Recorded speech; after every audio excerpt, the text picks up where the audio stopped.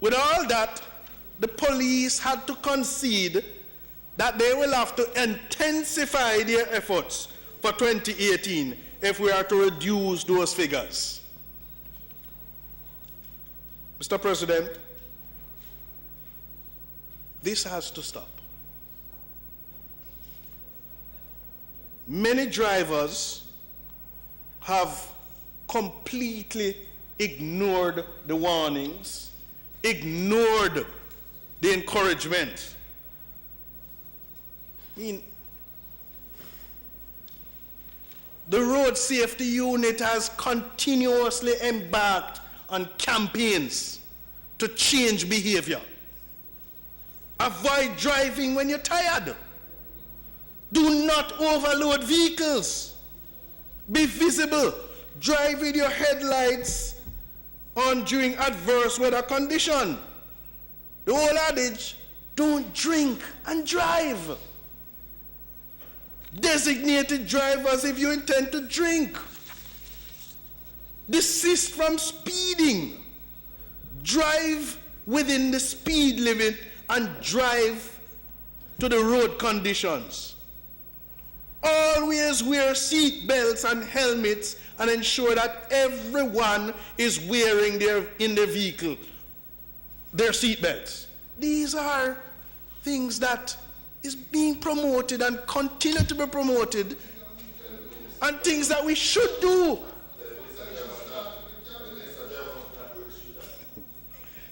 Mr. President, we need to be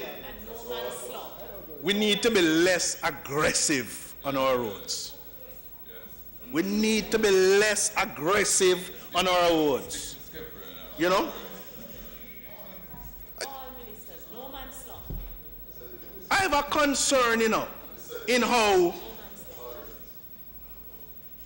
people, those drivers who transport passengers, the taxis, how they behave.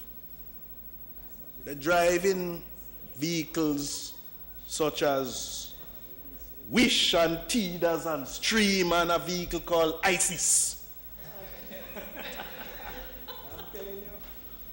And they demonstrate and display the most reckless behavior on our roads. They are shutter drivers. And it's unfortunate, Mr. President, that our society have to be undergoing those mode of transportation. And I'm calling on the authorities that when you see this reckless type of behavior by those who have to transport passengers, there must be the highest vigilance in terms of enforcing the rule of law.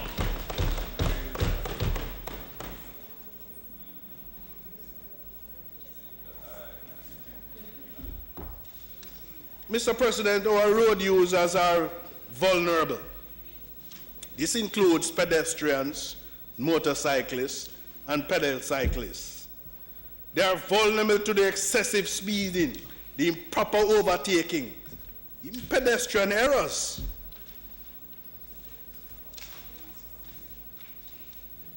Mr. President, when I look at aspects of the legislation,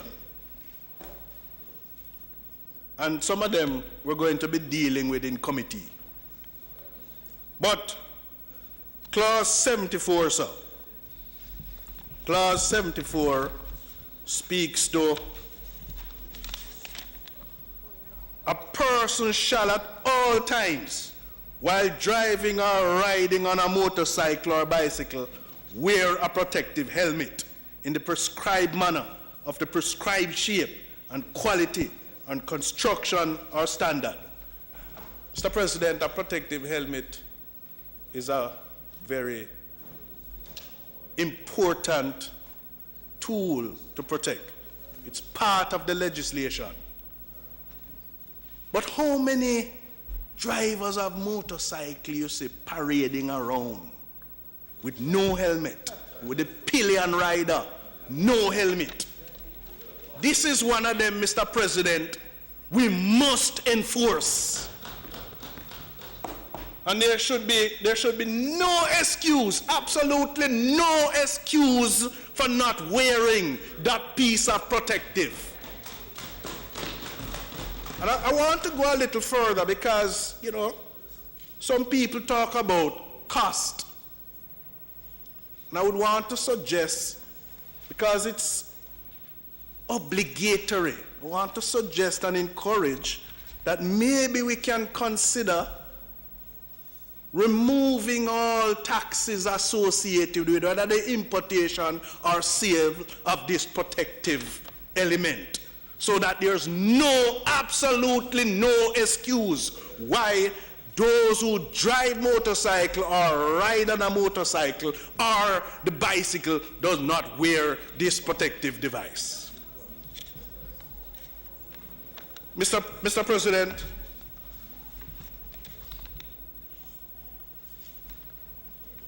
duties, because we talk about road users, and we talk about how you have the drivers being reckless. But clause 84 speaks to the duties of the pedestrians. And I count in it at least 6 areas that speaks to they shall not operate in a particular type of behavior. Shall not suddenly enter a pedestrian crossing where a sidewalk or footpath abuts the road. A pedestrian shall not walk into the road. A pedestrian on a road which has no sidewalk or footpath abutting the road shall walk as near as is practicable at the edge. They shall not cross the road without satisfying himself. The pedestrian, when crossing a road by means of a pedestrian crossing or in any other manner, shall not linger on the road unnecessarily. They too have a fundamental responsibility. And one of the challenges, Senator Slowly, that we had in the joint select is how you treat with ticketing a pedestrian. Ticketing a pedestrian. Because if the law makes a provision that they shall not operate in a particular behavior, there ought to be penalties. And so we need to get to that stage. We need to get to that stage where they too understand that there are penalties for certain behavior.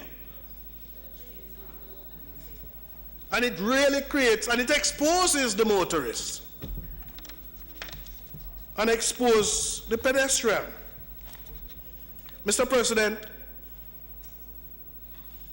we are required to abide by the law. And it is also required that the law must be enforceable. So the safety on our roads is everybody's business.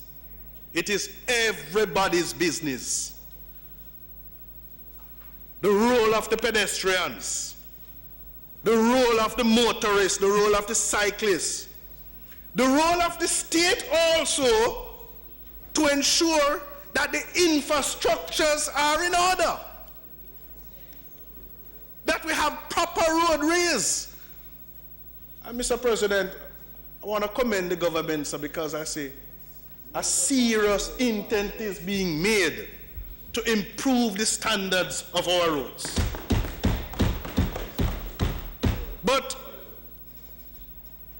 we not only must improve the standard, but we must ensure that it is maintained. You can't have a situation where you want to prevent accidents, you want to prevent collisions, but you have no signs. Signs are down and they are not replaced. You have roads that have no road markings, no curb walls, open manholes for, and I'm sure that Senator Floyd Morris is going to speak on that. He has always done in protecting the disabilities. But Mr. President, one of the worst things, is when at a major intersection, you see a traffic light not working for days. And you are coming to that because I see some intersections where you have all a dozen police, some of them not doing anything. But when you have that situation where a traffic light at a major intersection is not working for days, it exposes not only the motorists, but the pedestrians who are seeking to cross. And something like that, there must be an effective and efficient response to restore traffic lights that are not working. Mr. President, also, there's a provision in the legislation that speaks about those you employ to use your vehicle. Businesses have a responsibility and duty of care to ensure that those they employ as drivers must behave in a particular manner conforming with the law. You can't have a fleet of vehicles and a fleet of drivers. You ever see the sign that says at the back of the vehicle, "How is my driving?" and call a number that does not answer? And what is done in that situation if you actually get through? And Mr. President, you can't have those who transport for the state, the JUTC driver who is behaving reckless and behave as if he or she is competing with taxi. Well, I know they compete, but they don't have to behave like them. I know it's your members, but I expect also that you extend my concern to your members. Because, if they expose themselves to these things, you're going to have to defend them. Mr. President, also, because I say it's everybody's business, and students are here, your parents have a responsibility to encourage you to behave in a particular manner on the roads. You can't, when school let off, and you just use the pedestrian crossing if you need to cross. Don't just recklessly walk in the road.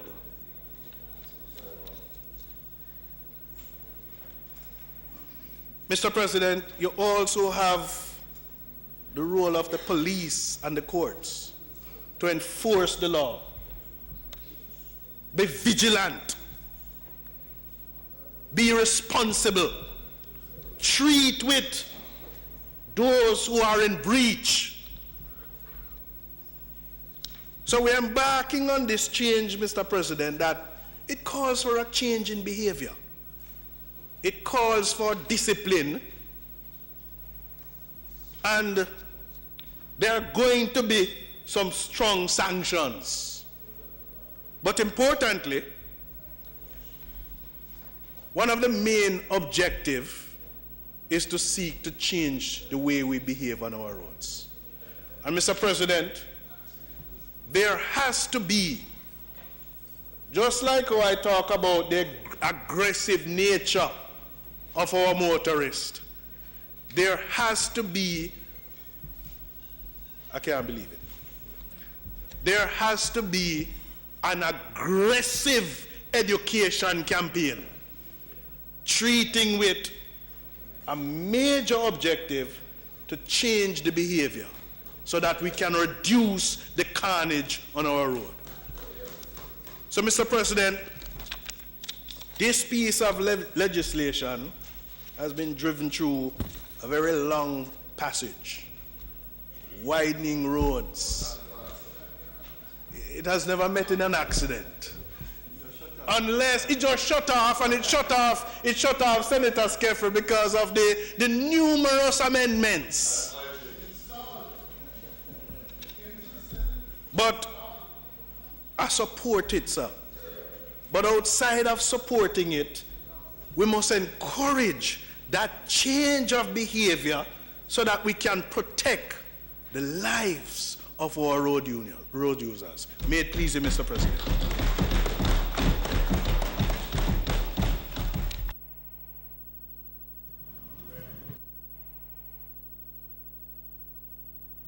Senator Knight, you know his license number? Tell him.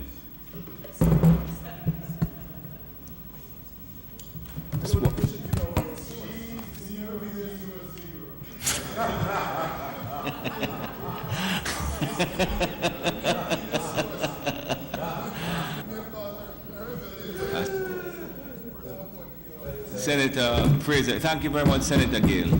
Senator Fraser Bills. Thank you, Mr. President.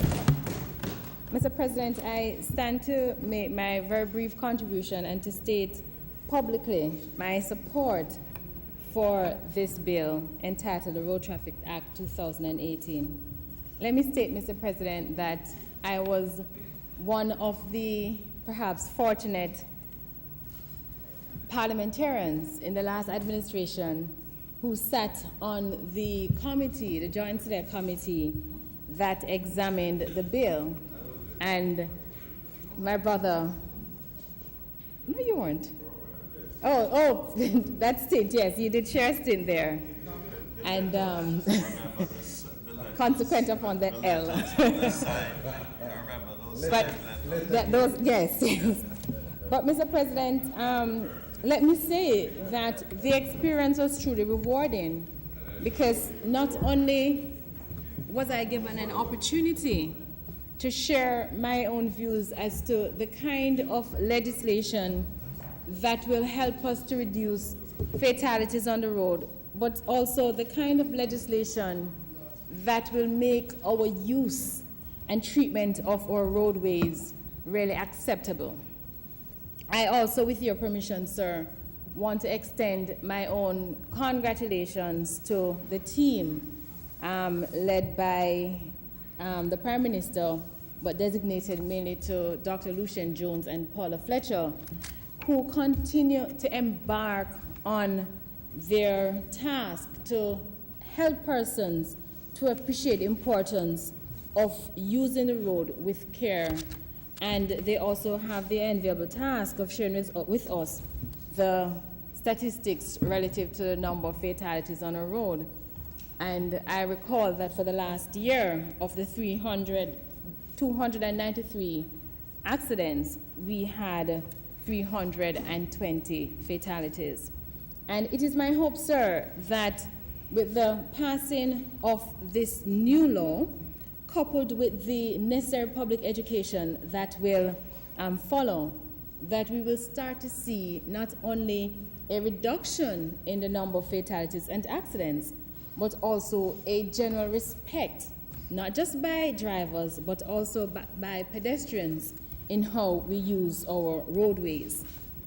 Mr. President, I want to make some very brief remarks on this bill, but state my general support. And I know that there may be instances where my colleagues will look at me with wide open mouth, particularly in relation to some of the fines which I want to identify. I am pleased, Mr. President, that there is a provision that allows the minister at section 54 to designate a major road. The challenge I have with that is that in designating that road or those roads to be major roads, there has to be a joint work with the, and I see my friend here from the local municipality. Too often you see on the news or you go into a community and you talk about the state of a road and you hear it's parish council road, or you hear is NAA road. And the truth is, oftentimes, nobody knows whether it is parish council or NAA road. And that lack of paternity impacts on the care and the maintenance. And I know, Mayor, that you fully agree, because you have to face that. It impacts on the maintenance of the road. And so I am hopeful, and I'm sure that Senator Williams shares that concern, that as we implement this bill, and particularly Section 54, that it will be done in a way that every single stakeholder understands which road is major road, which road is minor road, and the person that has, or the entity that has responsibility for that. I can't speak about this new bill without touching on the issue of the court system, because a lot is still left to be determined by the court. And whereas I am pleased that there is a section that deals with fixed fine, and so someone can go ahead and pay their fines at the tax office, the fact of the matter is, as happened to me, sometimes you forget. But not only do you forget, but sometimes you genuinely want to challenge the ticket. And in that case, then you're compelled to go to the court or the appeal tribunal. And I want to put a plug in primarily for the non-rural parishes. As a clerk of court, well, in Kingston, we know we have a designated traffic court. As a clerk of court in St. Anne, my memory was that the court then, once per month, the regular RM court was convened as a traffic court.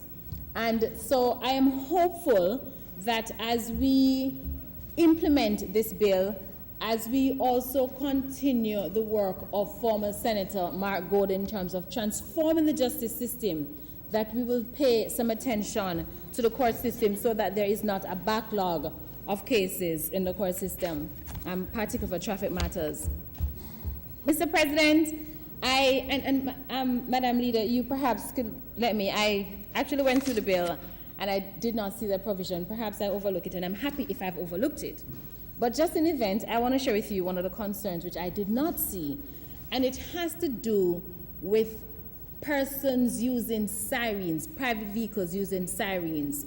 I can't tell you the number of times that I am truly bothered when I see these persons. They have no affiliation to any of the emergency services. They have no emergency at all in their private capacity, but they have these sirens that they are using to advance their own purposes. Not only that, but they have also attached onto the vehicle, whether it's some extra bright line or some running light or something that really impacts on the driver to execute his or her driving, particularly at night times. And so I want to make an appeal, Minister, that, and I know perhaps we can't do that amendment now, but if it's not there, that in the review of the bill,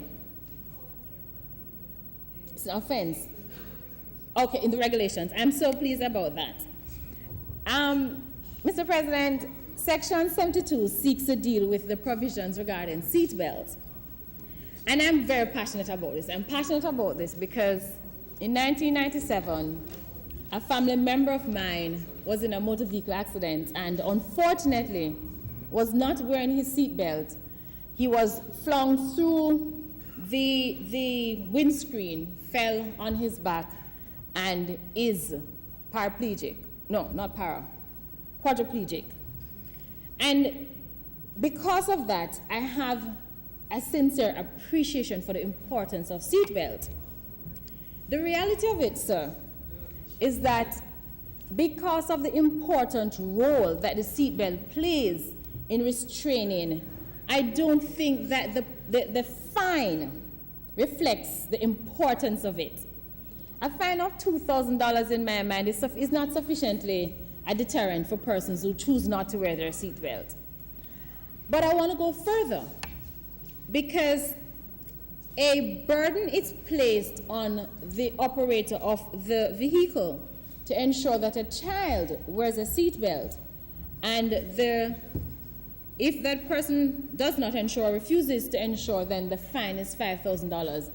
I believe that it's one thing if an adult decides not to wear his or her seatbelt, but where an adult does not take the added task and ensure that a child wears the seatbelt, then I think that the penalty ought to be more than $5,000. And I am commending for consideration an increased fine sufficient to send a strong message that as adults we have that responsibility to ensure the safety of our children who can't take care of themselves. Mr. President, I am pleased that this bill imposed a duty on pedestrians. You see, in my younger days, we used to do a thing called carnival, and I was one of them who used to love carnival because it gives a chance, and we used to have block parties. Yes, man. So you block out the road, or, you know. But one of the things I recall in my youthful days was in the heights of, yesterday, in the height of partying and gerrymandering, and gyrating, sorry, nobody thinks about the safety. Nobody. Not me. I was just on the side looking, of course, you know. Remember, I'm a proper Anglican. But seriously though, nobody, Mr. President, can you give me some protection? Nobody gives any thought to safety on the road. Yes? And it is one thing when you're doing it within the context of carnival. But it's another thing when you're just using the road as a pedestrian without due care. One of the things I see happening now, and I was just sharing this with some friends the other day, that I truly do not like going into halfway tree, because you go into halfway tree, and even though you have the green light, sometimes you cannot move because pedestrians are just walking out of the traffic. Okay. And sometimes I say to myself, they realize that you never see a car come up on a hospital bed. But the truth, though, is that as pedestrians, we also have to understand that we have a duty as a road user to ensure that we use it with safety and with care. And so I am very pleased that we have inserted in this piece of legislation a duty upon the pedestrian in terms of how they use the road. And speaking about uses of the road, sir, I note the provisions relative to damage to roads.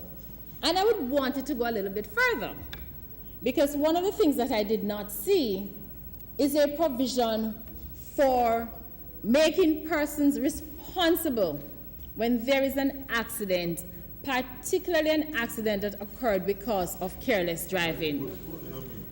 I do not have the figures, but I know only too well, and sometimes you drive along the roadway and you see the signs of accidents, whether it's a broken pole or it's the sidewalk that has been damaged, or it's the retaining wall, something that is the result of these accidents. And the truth is that it is the government, it is the state that has to fix these damaged property.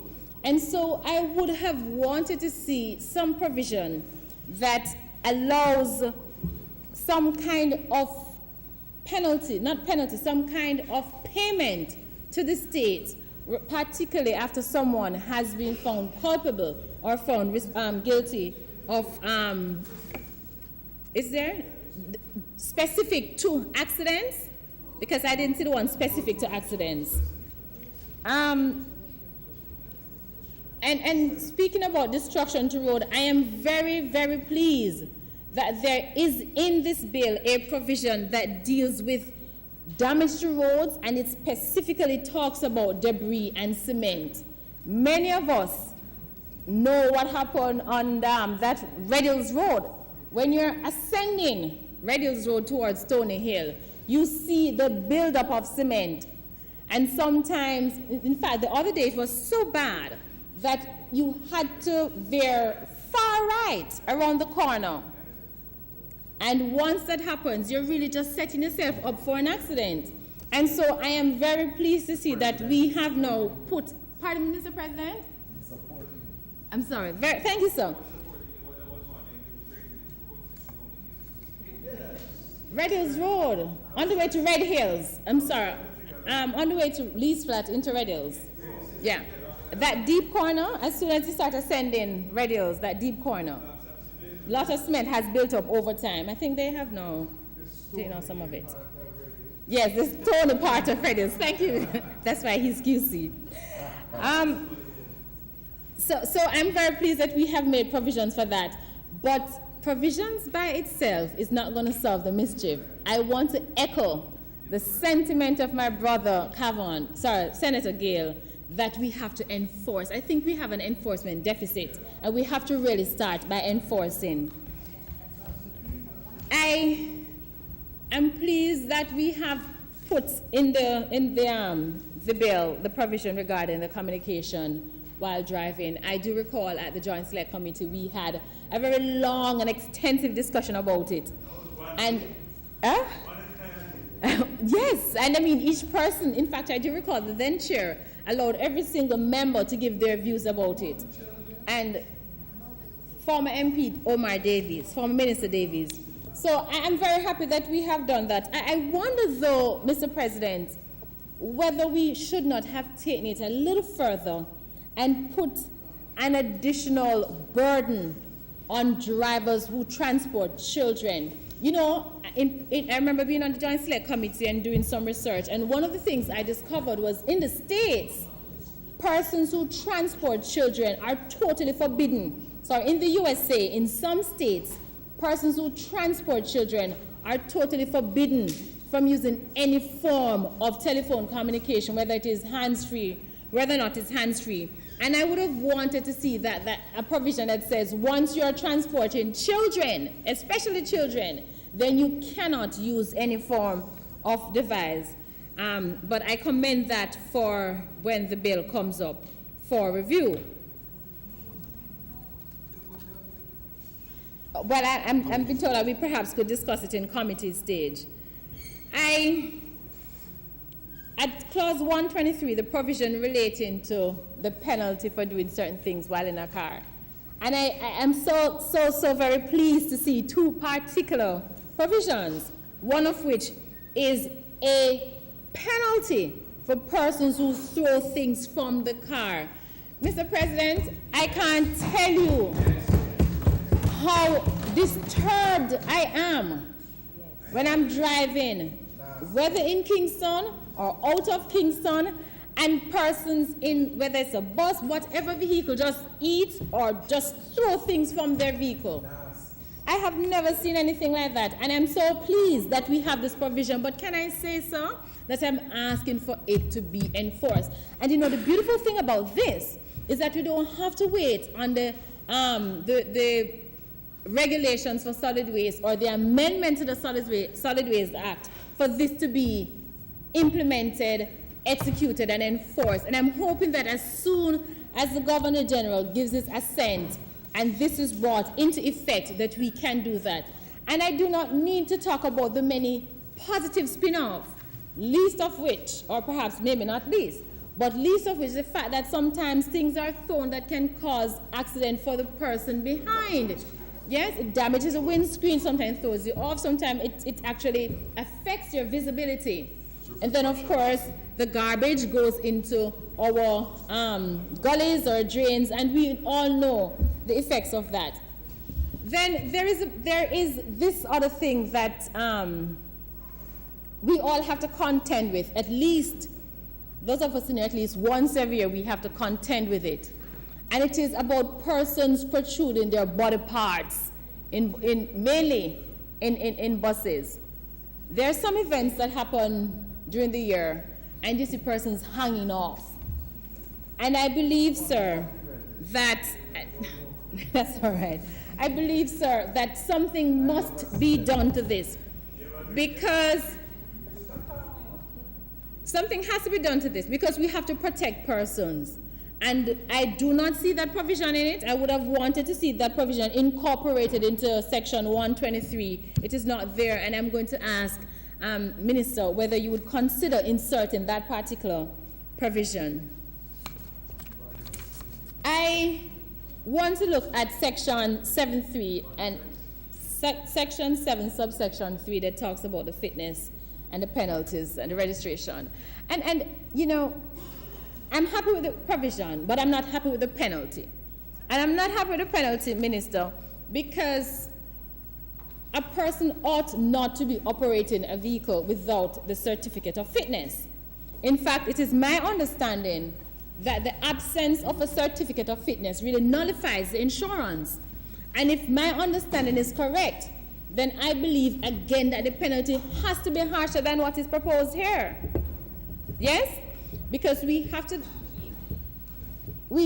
to help our road users to understand the importance of the certificate of fitness.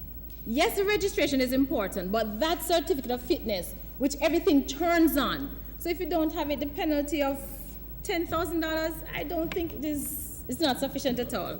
And I want to segue into the issue of the insurance, because the issue of the insurance as well is critical, and I tell you why it is critical.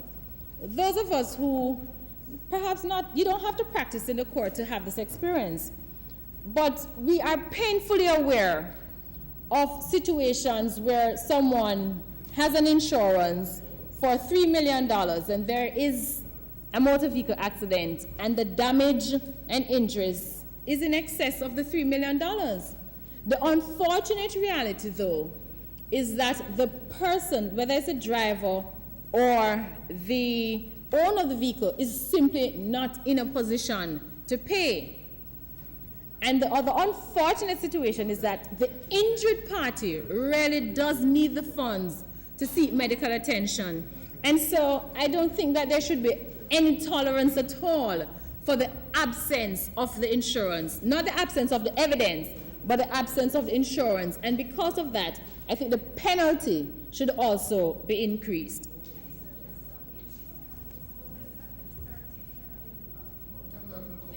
In committee, I shall. Sure. The other, I know. The other thing that I would have wanted to see, which I am not seeing, hopefully I have overlooked it, has to do with the disabled parking. You could tell me from now if there's a provision. It's not in this, right?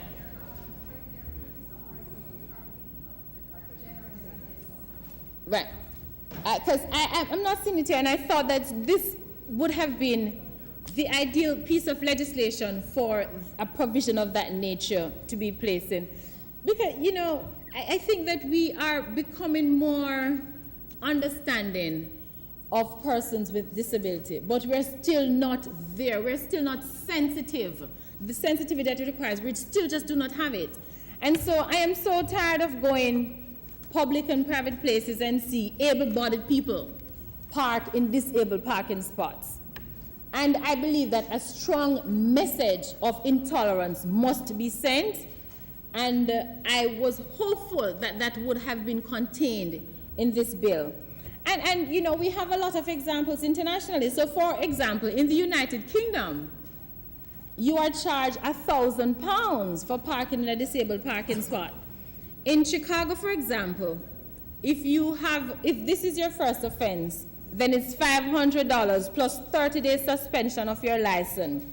And the third offense is $1,000 plus revocation of your license. I'm not saying we should go to that extreme, but certainly I believe that we need to have sufficient legislation in place that protects and sends the strong message that we are serious about protecting and showing the kind of sensitivity that requires of our disabled persons. Now, Mr. President, just two more points.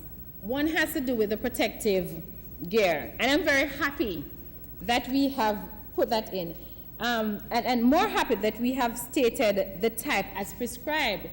Someone who is close to me has to deal a lot with head injuries. And one of the things that he always remarks to me is the fact that some of the helmet that, you know, persons are wearing now really does not do anything for them. It doesn't offer any kind of cushion or protection. In fact, it makes it worse. And so I am pleased that we have put here to be prescribed. And I am hoping that in pursuance of that provision, that we will bring perhaps a Bureau of Standard on board for them to certify the type of helmet that will provide the best prescription, best protection for our riders in that regard. Mr. Speaker, Mr. President, and I'm not speaking, I mean, no, it is not the past reflecting the future, casting itself in the present, no. Let me say, as I said earlier, that I do support this bill. I believe that it really lays the foundation for bringing us into 2018 and a modern piece of road traffic legislation. But I don't think that as a country we are short of modern legislation. I think that what is required is that we need to start enforcing. But coupled with enforcement, what is required, particularly for this piece of legislation, is a national public education campaign. The kind of public education campaign similar to NIDS. I mean, you turn on the TV, you turn on the radio, you hear everything about NIDS. I think you need to turn on the TV, you turn on the radio, you need to hear everything about the provisions in this piece of legislation, particularly with the changes to your driver's license, the category of driver's license, the penalties, whether it's be the fixed fine or the demerit points which we're given. So education is going to be important. And I remember being in primary school, the police used to come to us and used to talk to us about how you cross roads and stuff. Perhaps we need to engage that kind of forum again so we can start sharing the provisions in this bill, albeit that ignorance is no excuse. And then I also believe, sir, that what is required is a serious and honest discussion with our stakeholders. And when I say stakeholders, I'm not just talking about the users of the road in terms of pedestrians and motorists, but I'm talking about the enforcers, the police officers. It's going to be important because we have to get them to understand not just the provisions in the road, but the fact that they cannot afford to turn a blind eye. There may be instances where, given a particular circumstance, for example, I went out last night with a clutch and I forget my driver's license, and today I have my big bag and it is not in it, that they can give me 24 hours to produce my driver's license. You know, so there may be instances like that. But the truth is that we have to ensure that the law is applied in its form. The spirit and the letter of the law is applied. I think particularly when it comes on to traffic offenses, we have not done that. And there are numerous examples, which I perhaps will not share today, but there are numerous examples of us not enforcing and applying the law for one reason or another. And so I hope that, certainly I get the impression, Leader, that the bill will be supported by us. And certainly I give my support to this bill.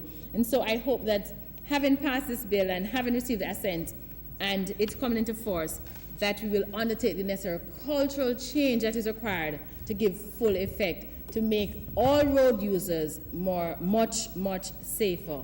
Thank you, Mr. President.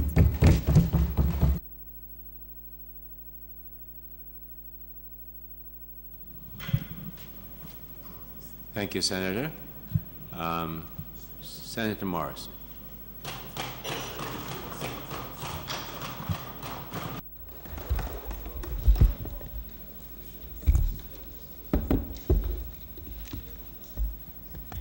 Thank you, Mr. President. You know, once upon a time when I traveled from Spanish Town to Halfway Tree via those coaster buses, where no matter the traffic that was on the road, you were guaranteed to get to Halfway Tree anywhere between 10 to 15 minutes, no matter what traffic. And I remember being so proud of them then, because I got to where I wanted to go. But upon mature reflection, I wish we had Senator Brigham here, upon mature reflection, you know, I realized that what was really happening was an appalling level of indiscipline on the road and a blatant disregard for the value of human life. Mr. President, the government, by way of indication, with this Road Traffic Act, must send a strong message that there will be no comfort for those who violate the road traffic laws.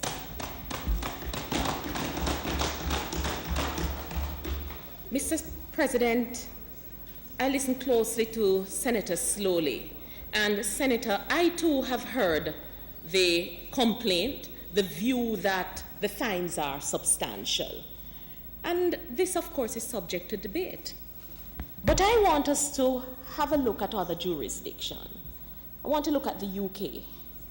Driving under the influence of alcohol, we're looking at a possible 3 to 6 months imprisonment. £2,500 or an unlimited fine, a driving ban for at least 1 year, 3 years if convicted twice within 10 years. If driving under the influence results in death, we're looking at a possible 14 years imprisonment, an unlimited fine, a ban for at least 2 years, an extended driving test before license is returned, penalty for using handheld phone, 6 penalty points and £200. You will lose your license if you pass the test in the last 2 years. You can also be taken to court where you could be banned. You can get a maximum fine of £1,000, £2,500 if it is a bus or lorry. Yes. Yes. Yes. Continents like Asia, Australia, Central America have tough DUI, speeding, reckless driving, driving with cell phone penalties, to include significant penalties such as long-term prison sentence. Therefore, Mr. President, I think we're heading in the right place. Mr. President, we can examine the question, why not enforce the law? Right, Senator Brown? Why not enforce the law? Why increase the fine? Mr. President, the need to enforce the law does not mean that the fine is not justifiable. Fines must serve as a deterrent for those reckless motorists who bad drive, who speed, and who, in drunkenness, kill off innocent children and adults, individuals who fail to keep their vehicles in roadworthy condition, who overtake a long line of traffic to crash and kill other innocent road users. I have to agree with enforcing the law. And this is where our seriousness as a nation, every one of us, will come into scrutiny. Mr. President, we cannot ignore the accusation of motorists who claim that they are being harassed by police officers who tell them right or left, which means, should I write the ticket or will you leave something with me? And if we're going to be serious about enforcing, we have to ensure that we stamp out corruption at all levels. Mr. President, there are taxi operators who claim that they are police who take what they call a living set on them, while the driver of another vehicle that is owned by the police gets away. Motorists should not be oppressed by corrupt police officers. And we must commend those officers whose presence on the road is to ensure the safe transit of all road users. Mr. President, no amount of rule, and Senator Binns, I think you intimated at this, the point that I'm about to make, no amount of rule or law will prove effective except there be a culture of obedience and respect for others. We should not only drive carefully to avoid a ticket. The more significant reason ought to be to protect our life and the life of others. The speed limit, for example, was not determined arbitrarily. Senator Scott Motley, our people need to understand why we have speed limits, especially in certain zones. There's a reason supported by scientific analysis that takes into consideration the width, the gradient, if there's a school in proximity. The speed limit is not to be ignored. Obeying the speed limit lowers the risk of having an accident, and the reaction time is better, and collision may have fewer fatalities. Mr. President, an alarming number of pedestrians, also mentioned by Senator Fraser-Bin and Senator Gale, seem oblivious to the road code. It is not uncommon for pedestrians, even at the pedestrian crossing, to linger. Pedestrians are often guilty of walking into oncoming vehicle, and drivers have to swerve to avoid them. I notice that sometimes when you drive into certain communities, the children are playing right in the middle of the road with no urgency to move. And another behavior that I've observed with pedestrians, they walk in the road and then they stop and then start give the driver what we call bad eye, as if they want to cuss off the driver.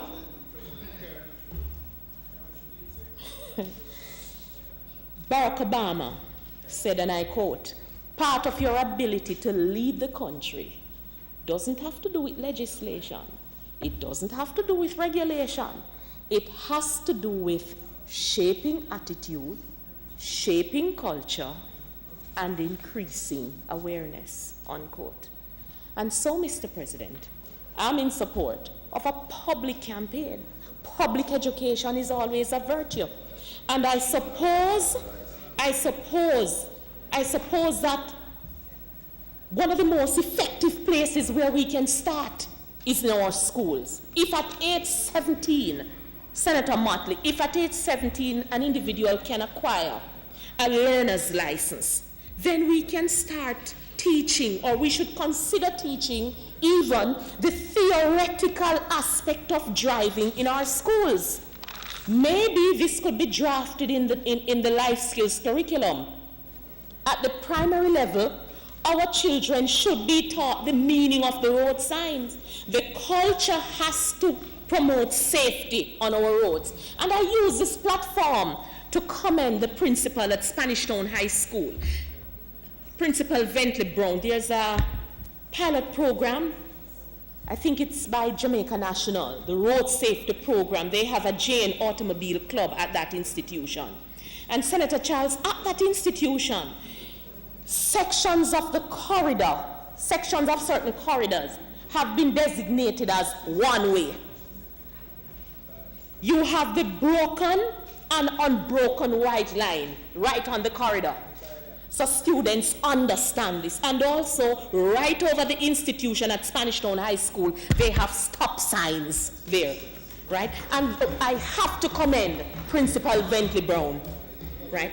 Educate the children in a practical way, something that they can see and appreciate. Principal Brown aims to start a driver education program from grade 10. You're on that school board. From grade 10, because he wants students to get in the habit of knowing and obeying the road code. Mr. President, I'm of the view that penalty should also have a learning and rehabilitative effect. And so for certain violations, I recommend community service. And in addition to that, in the case of drivers who are in violation, they should retest that component at some point. That's my view. Mr. President, we are always mindful to look out for vulnerable road users. And so we urge the public to drive and proceed with caution in the interests of those who are impaired. Mr. President, I also advocate for rural communities those communities that might not have reliable means of transport, probably 3 or so taxi for the entire community. So if one of those taxi ever leave you, you're in problems or you have to start walking. I urge us to consider how we can bring relief to those communities and that special provision can be made for those drivers. Mr. President, in closing, I renew the call for safety on our roads. We have seen the terrible videos of the road fatality, especially recently. The terrible videos of vehicles being gutted by fire and occupants perishing. We urge Jamaicans, slow down. Keep your vehicle in good condition. If you are late, you are already late. Nobody should die because you chose to drink. Nobody should die because you were running late. And nobody should die because there was that important cell phone call that you could not miss. Obey the rules. Obey the rules. That's the best way to save lives on our roads. May it so please you.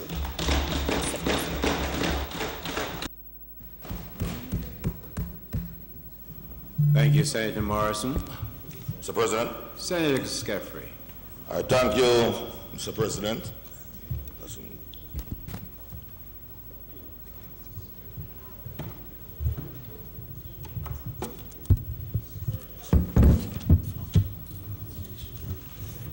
Thank you, Mr. President. Mr. President, I rise to give my support to the intent of this bill. But as I do so, may I say I don't think it is far-reaching enough in terms of dealing with the behavioral changes that are necessary to transform driving habits on our roads and to inculcate a culture of transformation among our people. So is that in terms of the general intent and the clauses there, I think it is good, but I think it could have been far more comprehensive in terms of the behavioral changes. And I'm saying this against the background, and I'll give some examples. I just saw them becoming a senator. We had a special select committee, Senator, I think you sat on that, arising from a motion moved by then Senator Imani Duncan, chaired by Senator Neville Clark. And there were a number of recommendations that came forward that I have not seen. But I understand it's a work in progress, and I support the overall objectives of this bill as we move forward.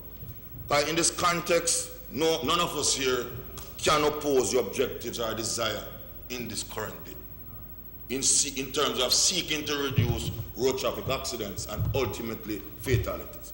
And if we could achieve this objective in this bill, then we would have achieved a whole lot in saving lives, saving resources, and can channel those resources towards other social amenities in our society. Because we all know the effect, not just in terms of fatality, but accidents, a drain on our health care.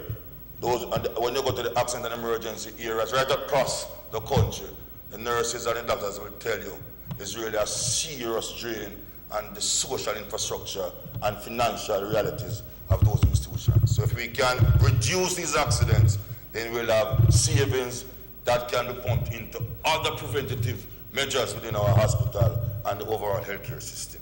So against that background, I give my support. I also understand the importance of legislation as we are now passing to deal with the various changes that we seek in this regard. However, let me say that laws alone will not make the difference, as we all know. We have to couple this with other initiatives and other areas. So while we're going to pass the law over the next, continue today into next week and take the various amendments, we have to couple this with other initiatives in our society. Senator Gill spoke, for example, proper signs on our roads. It's really a serious problem. And as a rural man, it's even worse in rural Jamaica. Everything is bad in corporate areas. Then you can just imagine in the rural areas. poor marking on our roads sometimes create an issue. So, and poor and no marking create an issue. Sometimes you don't know when to overtake and something you have that challenge. But in the rural areas like Stanmore, Senator Knight, we have sometimes no street lights, and then general poor lighting in the areas also affects effective driving and cause hazards. So we need to improve all of that while we have the legislation to give us the support. Also, strategic policing on the roads. You know, sometimes when I travel within a 2 miles distance, you see all 3 different road traffic cops on the road, different cars. And then for the next 10 miles, you don't see. And I always question the deployment strategies behind these activities. I don't tend to understand it. And also, when I travel, sometimes the police, they're trying to just catch you to give you a ticket. Because sometimes they literally hide, you know, and I just see people out with a speed gun. I'm serious. But I believe the police should serve a greater purpose, not just to give you a ticket, but to the presence alone should issue a precautionary measure in my mind as a driver, and that also help to monitor and regulate the overall effectiveness. So I think sometimes the strategy, where they are and how they position themselves. Like I say, you're going to catch a man today, and when the speed gun doesn't reach the limit, it's as if you don't feel a sense of satisfaction. So the police must also, I remember as a youngster growing up, you see the police in the community, beside pedestrian crossing, in key areas, guiding the children and so on. Sometimes that is missing today, and it's really the speed gun seem to be the primary measures of dealing with road traffic control and management. So we need to review that strategic deployment of the police, men and women on our street, not just to catch you in the act, but to prevent. But we must always see to take preventative measures as we go forward. That is the ultimate thing. Our ideal should never to issue a ticket. That must be the ideal of an orderly society, where we are driving within the speed limit and obey the overtaking rules and other initiatives. But if you should fall out of line, then we have these punitive measures so as to ensure you get back in line. That must be the objective. So we need to encourage that as we go forward. Everybody knows that every time I speak on a bill, I speak about the lack of public education. And I repeat that here today. Which I heard somebody spoke about the needs bill. But we must not have it because there's a disagreement, you know. Because you believe there's a misunderstanding on one side, you agree with some specific clauses. So when I have a public education, which probably become a PR campaign and not a real public education. Even where there's 100% agreement, let us inform our citizens as to the changes, their rights and their responsibilities in enforcing this new law as we go forward. Because within a matter of weeks, it will become law. Very good. That's a good way of doing that. Because in a matter of weeks, this will become a new law. And the police force must understand the new changes, naturally, but the JPs, all citizens, teachers, everybody must know that there's a new law to guide road traffic, and the state has that responsibility to educate its citizens in a proactive way, and I'm encouraging that. We have the mechanism. The Ministry of Transport and Mining now should be beefing up this campaign activity. Jamaica Information Service, the free time by our commercial media houses as we move forward and going forward. And I reinforce the point here again, Mr. President, about enforcement. It's many of the times it's not a legislative problem we have in this country, you know. And each time we have an issue, we amend the law or we pass a new law and it goes back at square one. It's an enforcement. And sometimes we beef up enforcement when there's a crisis. And when the thing normalizes, we go back to where we are. Many of the problems that we are facing here is enforcement. But the challenge we face with enforcement, we don't do it in a fair way. And when it comes to speed in our road traffic incidents, when the ordinary Jamaican believe that they will get the ticket. But when a quote-unquote big man can call somebody and ask him to take back the ticket, or rewrite the ticket, or to throw it away, the trust factor creates that conflict and confrontation between citizens and the enforcement authority. So equal law for all. It could be the Prime Minister, it could be the Senator, or the ordinary citizen. If you are in breach, or it could be your soul or the President of the Senate, Mr. President. If you are in breach, the law must. Or it must not be in breach, because it must lead by example. Even if it's Trump. If. Even if you're Trump. As you go forward. Let me also warn, because it's always a common perception out there, and I always speak with my rural experience, that when we pass laws, example for road traffic, it's to target the taximen. Many of them believe that. And I mean, and sometimes unconsciously we reinforce that belief. Because you go to town, for example, I'm in Mandeville every day, and you will see the taximen reaching on them, they must be dealt with. But after you deal with taximen who park illegally, here come a big delivery truck, delivering the goods now to a big enterprise in the town, and we turn a blind eye. They block the traffic for hours. And then the taximan will say to you, but Senator Scarfer seat there, that me I talk about, you know. Me just jump on the car if I let have a passenger. Me wrong, yes, but here is this delivery truck from 10 o'clock till 2 o'clock, deliver everything, and police pass and everybody pass. And it happens all over the country. So they see the disparity, and there's a trust deficit. So when you seek to enforce, they believe you are only targeting them. So we have to be practical, and we have to be transparent, and we have to have one law for everybody. The delivery truck can't park in no parking here to deliver. But if a taxi man stop there, then gets a ticket until the delivery man is allowed to go through, and it becomes a norm for them. So it's important that we have equity in our enforcement of the law as we go forward. We need to also have proper parking facilities. Some of the times, it's not that you want to break the law. And even as citizens, private users of in the industry, you go to a town center to do some business and you drive round and round and round for hours sometimes to find a proper area to park. So part of our responsibility as a state, while we are creating the laws or passing the laws, we must put in the infrastructure to accommodate our citizens, so the legal ones, the law-abiding ones, will have the infrastructure to park, and those who are in breach will have no excuse. We must cut out the excuse that they will seek to find, because we must put in the proper facilities as we go forward. I saw in the bill, we're going to make it compulsory for you to have your driver's license on you at all times. And you at all times while driving. And in the face of it, we can't clap and say, but. Wallet. But Mr. President, I believe this is too drastic. I think right